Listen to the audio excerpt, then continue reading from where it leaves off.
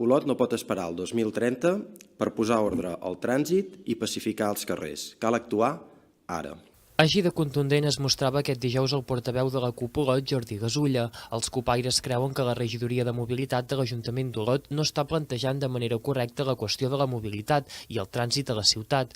Asseguren que la qüestió de la variant ara ja només està en mans de la Generalitat, però exigeixen a l'equip de govern que adoptin mesures urgents de pacificació del trànsit a la ciutat i critiquen durament el Pla de Mobilitat Urbana i Sostenible que estan redactant. Creuen que és necessari per una planificació de la mobilitat prevariant. Denunciem que el govern municipal negligeix les seves responsabilitats perquè està planificant la mobilitat d'Olot com si la variant ja estigués construïda. I la veritat és que, sent optimistes, no la tindrem abans de 2030 i no podem esperar el 2030 per pacificar els carrers i per posar ordre al trànsit. És absurd que s'estigui redactant un pla de mobilitat post-variant quan sabem que caducarà abans que la variant sigui una realitat. A la pràctica, planificar així pel 2030 és l'excusa perfecta per no fer res ara.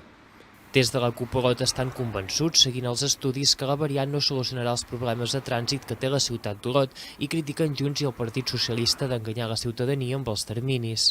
Prometre la variant pel 2029, com estan fent Junts i el PSC, és tornar a enganyar la gent.